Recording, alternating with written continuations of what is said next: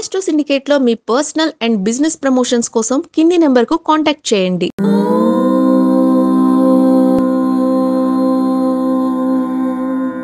నాన్నగారు, మరి ఈ సంవత్సరం వర్షాలు ఎలా ఉండబోతున్నాయి? అంటే మీరు గత 5 ఇయర్స్ నుంచి చెప్తున్నారు. మీరన్నట్టే అప్రాక్సిమేట్‌లీ వర్షాలు పడుతున్నాయి. సో, ఈ సంవత్సరం గూడా వర్షాలు ఎలా ఉండబోతున్నాయి? అగ్రికల్చర్‌కి ఎస్పెషల్లీ ఎంత హెల్ప్ అవ్వబోతుంది వర్షాలు? కంటిన్యూ‌గా పడతాయా? లేకుంటే మనకి అనుకూలంగా పడతాయా? అనేది కొంచెం చెప్పండి. నిజమేనా? అంటే ఇందాక నువ్వు నీ తండ్రికి కాబట్టి మీరు చెప్పినట్టుగా వర్షాలు పడుతున్నాయి చెప్తున్నావు. నేను చెప్పినట్టుగా వర్షాలు పడటం లేదు. పంచాంగం యొక్క మేఘాధిపతి, అర్ఘాధిపతిని బట్టి అంటే నవనాయకులలో ఫలితం ఉంటుంది. నవనాయకులలో ఏ గ్రహం అయితే వర్షానికి అధిపతిగా ఉంటాడో ఆ వర్షాధిపతి, మేఘాధిపతి, అర్ఘాధిపతి యొక్క ప్రభావం చేత మనకి వర్షాలు పడతాయి. అటువంటి వర్షానికి కారకుడైనటువంటి శుభగ్రహం ఉంటే శుభమైన వర్షాలు పడే అవకాశం తప్పకుండా ఈ సంవత్సరంలో కూడా ఎటువంటి వర్షాభావం అంటే ఎటువంటి వర్షాలు అనుకూలంగా ఉంటున్నాయి అనే విషయాన్ని, అలాగే తుఫాన్లు కూడా ఎప్పుడెప్పుడు వస్తాయి విషయాన్ని, ఈ సంవత్సరం మనకి తుఫాన్లు కూడా ఉంటాయి. అంటే తప్పకుండా ప్రతి సంవత్సరం కూడా తుఫాన్లు ఉంటాయి. ఎందుకంటే ఆకాశంలో జరిగేటువంటి కొంత పరిణామం కానివ్వండి, అలాగే మనకి ఈ యొక్క సముద్రంలో జరిగేటువంటి కొన్ని స్థితులు కూడా మనకి ఒక రకమైన భూకంపమే, ఒక వలయాకార భూకంపం. అంటే కొన్ని భూకంపాలు మనకి మంచిని కలిగిస్తే, కొన్ని భూకంపాలు మనకి సునామీ లాంటివి కలిగిస్తాయి. సో అటువంటి ఇబ్బందులు లేకుండా మంచి తుఫాన్లు వచ్చేటువంటి అవకాశం అనేది ఉంటుంది. మరి తుఫాన్ వల్ల అందరికీ క్షేమం కాదుగా, మరి కొంతమందికి తప్పకుండా నష్టం జరుగుతుందిగా. మరి అటువంటి నష్టాన్ని భరించేటువంటి రైతు ఎవరు, ఏ ప్రాంతం వారు అనేటువంటి విషయాన్ని మనం తప్పకుండా దాని గురించి సవివరణ మీకు చెప్పే ప్రయత్నం, ఏ టైంలో మనకి సంపూర్ణ మంచి వర్షాలు పడే అవకాశం ఉందని వివరణ కూడా చెప్పే ప్రయత్నం చేస్తారు. నిజంగా అమ్మాయి అడిగినట్టుగా చాలా మంచి వర్షాలు ఈ సంవత్సరంలో మనకి ఈ విశ్వావసునామ సంవత్సరంలో మంచి వర్షాలు ఉన్నాయి. అది కొద్దిగా ఆలస్యమే అవకాశం. ఎప్పటి నుంచి మీకు ఎప్పటి వరకు వర్షాలు ఉన్నాయో మీకు ప్రతి ఒక్కటి కూడా కూలంకషంగా చెప్తాను నేను. ఓం శ్రీ గురుభ్యో నమః. హరి ఓం. శ్రియ కాంతాయ కళ్యాణ నిధయే నిధయేర్థినాం శ్రీ వెంకట నివాసాయ శ్రీనివాసాయ మంగళం. అందరికీ నమస్కారం.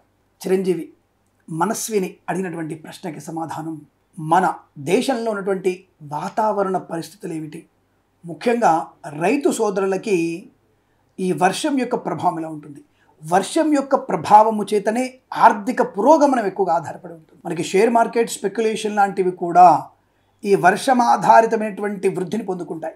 ఇందులో ఎటువంటి సంశయం అక్కర్లేదు. వర్షాలు బాగా ఉంటేనే షేర్ మార్కెట్ స్పెక్యులేషన్ బ్రహ్మాండంగా పెరుగుతుంది. కాబట్టి ఈ సంవత్సరంలో మేధార అంటే మేఘాధిపతి, ధాన్యాధిపతి, అలాగే మనకి అర్ఘాధిపతి, రసాధిపతి అయినటువంటి ఆధిపత్యాన్ని బట్టి మనం చూసినట్టయితే వర్షాలు మనకి ఎప్పటి నుంచి వచ్చే అవకాశం. మళ్ళీ మీరు భ్రమలు పడకండి. వాతావరణ సంబంధించినటువంటి శాస్త్రవేత్తలు చెప్పినటువంటి, కంప్యూటర్లో ఉపగ్రహాలని కూడా పరిశోధించి చెప్పినటువంటి విషయాల్ని నమ్మకండి.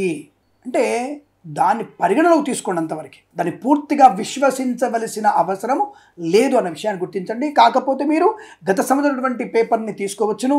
మే 1వ తేదీ, మే 30వ తేదీ, మే 16వ తేదీ, జూన్ 1వ తేదీ, జూన్ 7వ తేదీ, జూన్ 15వ తేదీ వరకు మీరు వాతావరణ శాఖ వారిచ్చినటువంటి విషయాన్ని తెలుసుకోవచ్చు. వర్షం పడబోతోంది, నైరుతి వచ్చేసింది, నైరుతి మందగించింది, నైరుతి ఆగిపోయింది, ఈశాన్య భారత గాలుల వల్ల నైరుతి ఋతుపవనాలు ఆగిపోయినాయి, ఆలస్యం అవ్వచ్చు అనేటువంటి విషయాలు మీరు చూసే ఉంటారు కదా.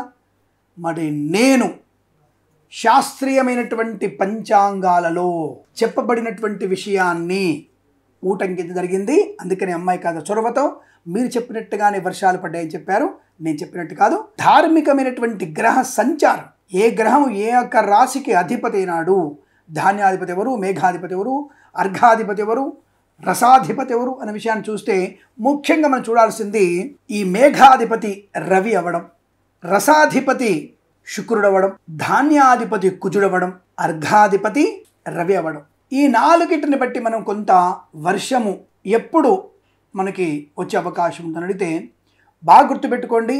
జూన్ 14వ తేదీ తర్వాతనే, జూన్ 14వ తేదీ తర్వాతనే మనకి కాస్త తొలకరి ప్రారంభం, అంటే చల్లదనం ప్రారంభమవుతుంది. జూన్ 14 గుర్తుపెట్టుకోండి, డేట్తో సహా చెప్తున్నాను నేను. మేము ఉగాదికి 1 మంత్ ముందే ఫలితాలు మేము నోటెడ్ చేయాలి. ఎందుకంటే మేము ఎడిటింగ్ చేసి మీకు సమర్పణ చేయాలి కదా.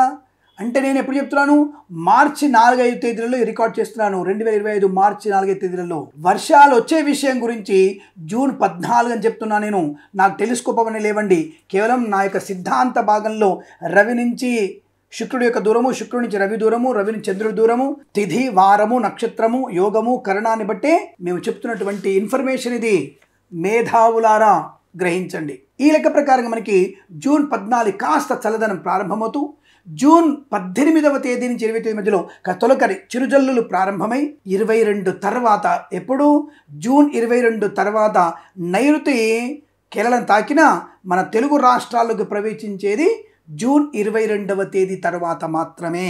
ఆ వారంలో ముందు కొన్ని వర్షాలు ఉన్నాయి, చిరుజల్లులు ఉన్నాయి, కొన్ని వర్షాలు ఉన్నాయి. అవి ఉపయుక్తమైనటువంటి వర్షాలు కావు, చల్లదనం కోసం వచ్చే వర్షాలు మాత్రమే. జూన్ 22 తర్వాత మనకి అద్భుతమైనటువంటి వాన రాకడ ప్రారంభమవుతుంది. జూలై, ఆగస్టు, సెప్టెంబర్ మాసాలలో అనుకూలవంతమైనటువంటి వర్షము ఉంటున్నది. బ్రహ్మాండమైన వర్షం ఉంది. నీటిని అదిమి పట్టండి, ఇంకుడు గుంతలు నిర్మాణం చేయండి, పొలాల్లో కూడా ఇంకుడు గుంతలు ఏర్పాటు చేసుకోండి, నీటిని సంరక్షించుకోండి, వృక్షాలని పెంచండి, మొక్కలు నాటండి. దీపావళి రోజులు టపాకాయలు కార్చకండి అని చెప్పేసేటువంటి ఈ నాస్తికవాదుల యొక్క మాటలు నమ్మకండి. పొల్యూషను కేవలం దీపావళి మాత్రమే కాదండి. ఈ యొక్క కుహానా పండితులు బర్త్డేలకి, సెలబ్రేషన్స్కి చేసేటువంటి అనేక రకాల కాల్పులు, చెత్త చెదారము. నువ్వు దీపావళి గురించి మాడుతున్నావు, తాగే నీటిలో రసాయనాన్ని కలుపుతున్నారు. అటువంటి వాడి దగ్గరికి వెళ్ళి వారిని అడ్డగించండి. సేంద్రియ ఎరువులు వాడితే రసాయనాలు తయారు చేయాల్సిన అవసరం లేదన్న విషయాన్ని చెప్పండి. తద్వారా మనకి రైతుకు మేలు కలుగుతుంది, సస్యం వృద్ధి ఉంటుంది, సరైనటువంటి ఆరోగ్యవంతమైనటువంటి భోజనం దొరుకుతుంది. ఆరోగ్యవంతమైన భోజనం వల్ల మనకి హాస్పిటల్స్ని వెళ్ళాల్సిన అవసరం ఉండదు. దానివల్ల కొన్ని లక్షల కోట్ల ధనం నిల్వ ఉంటుంది. భారతదేశం బ్రహ్మాండంగా ఇంకా ఎదుగుతుంది. ప్రపంచంలో అత్యున్నత స్థానంలో ఉంటాం మనం. అది వదిలిపెట్టి దీపావళి పండుగ బాంబులు కాల్చవచ్చు, అభిషేకాలు చేయకూడదు, బొట్టు పెట్టుకోకూడదు, ధర్మక తప్పవు. ఇవెందుకురా మీరు మాట్లాడతారు? కొంతమంది విధవలు మాట్లాడే మాటలను విశ్వసించకండి. భగవంతుడు ఉన్నది అన్న మాట వాస్తవం. నాకు కనిపించవు, నీకు కనబడాలంటే నువ్వు దేవుణ్ణి విశ్వసించాలి. ఫస్ట్ ఆ దైవత్వాన్ని తెలుసుకోవాలి. పురాణ ఇతిహాసాల భారత భాగవత రామాయణాలు చదవాలి. నువ్వు చదివినప్పుడే నీకు భగవంతుని యొక్క ఉనికి తెలుస్తుంది. అంతవరకు నీకు తెలియదు. నువ్వు అనుకునేటువంటి శక్తి అనే సైన్స్ని, నేను నమ్మేటువంటి దైవం అనేటువంటిది ఉత్తమమైనది, ఉన్నతమైనది. నా భగవంతుడి నుంచి ఉత్పన్నమైనది శక్తి, అంతే తప్ప నీ శక్తిలోంచి భగవంతుడు ఉత్పన్నం కాలేదు. కాబట్టి సైన్స్ ప్రకారంగా అన్ని చూపించలేం, దైవత్వంతో కూడా అన్ని చూపించే ప్రయత్నం జరగదు. అది ఎప్పటికీ సాధ్యం కాదు. కాబట్టి నా నమ్మకం, నా విశ్వాసము, నా యొక్క తరతరాలను చూసినటువంటి నా యొక్క నమ్మకాలే నాకు అత్యున్నతమైనవి. కాబట్టి నా సనాతన ధర్మం మాత్రమే గొప్పది. ఆ ధర్మం కనుక ధర్మమైనది లేదు.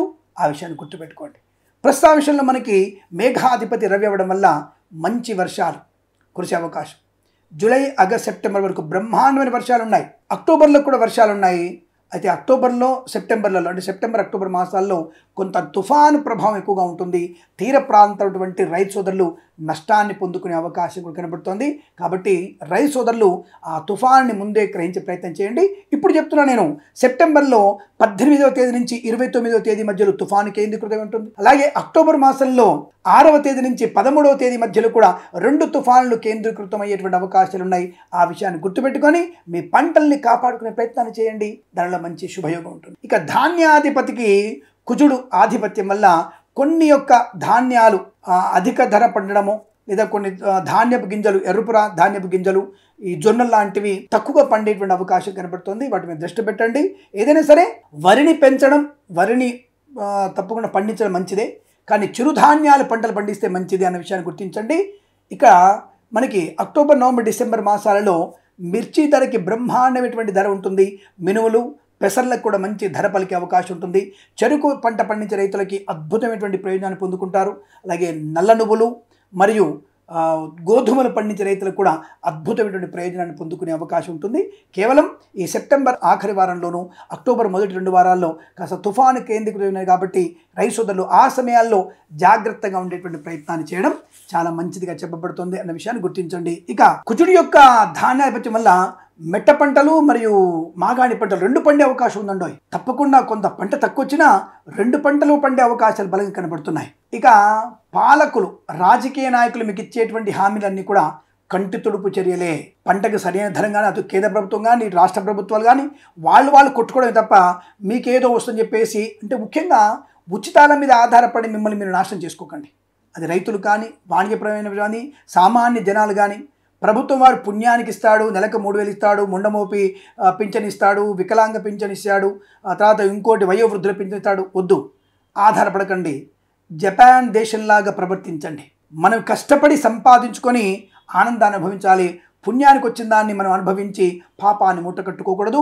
ఎవరో ట్యాక్సులు కడితే ఆ ట్యాక్సులు కట్టిన వాళ్ళ వల్ల వచ్చేటువంటి తిండిని మనం తిని బ్రతకకూడదన్న విషయాన్ని గుర్తించండి. ఇది అందరం కష్టపడితే అందరం బాగుపడతాం. ఆ విషయం అందరిలో మనం ఉండాలి, అందరూ బాగుండాలి, మనం కూడా బాగుండాలన్న విషయాన్ని మీరు గుర్తించే ప్రయత్నం చేస్తే మంచిది. ఈ రైతులకి ఇచ్చేటువంటివంతా కూడా కంటి తుడుపు జరిగేది తప్ప పెద్దగా పాలకుల వల్ల మీకు ఒరిగేది ఏమీ లేదన్న విషయం ఏంటండి. అందరు రైతులకు అందదు, కొంతమంది రైతులకే వారికి డబ్బా, ఏ పార్టీ వారికి డబ్బా కొడితే ప్రభుత్వం ఉంటుందో ఆ పార్టీకి ఇచ్చేటువంటి వాళ్ళకి తప్ప అందరికీ వచ్చేటువంటి అవకాశం లేదన్న విషయాన్ని గుర్తించండి.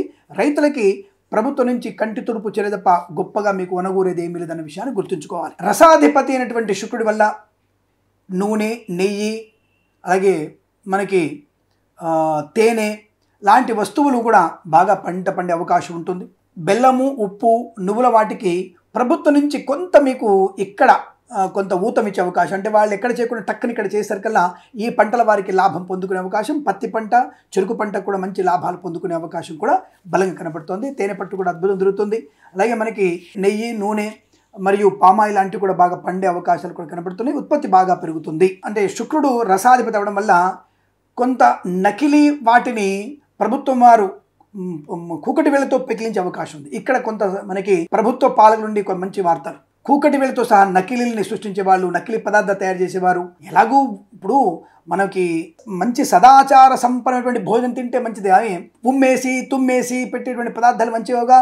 అదే ప్రమాదం అంటే ఇంకా నకిలీలు తయారు చేసే వాళ్ళకి ఉంటారు. వాటి మీద మాత్రం కేంద్ర ప్రభుత్వం వారు, రాష్ట్ర ప్రభుత్వాల వారు ఈ యొక్క ఉక్కుపాదం మోపి అటువంటి ఇంకెందుకు నకిలీ పూజా సామాగ్రి తయారు చేసే వాళ్ళ మీద కూడా ఉక్కుపాదం మోపి అటువంటి వారిని నిర్దయగా తొలగించే అవకాశం ఉంది. దానివల్ల మంచి ఉత్పత్తులు పెరిగే అవకాశం ఉంటుంది.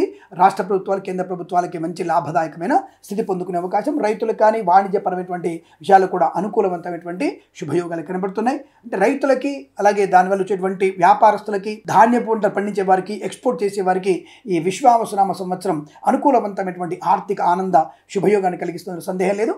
వర్షాలు మాత్రం మీకు జూలై, ఆగస్టు, సెప్టెంబర్ మాసంలో అధికంగా ఉన్నాయి. అక్టోబర్ మాసంలో కూడా వర్షం పడే అవకాశం ఉంటుంది.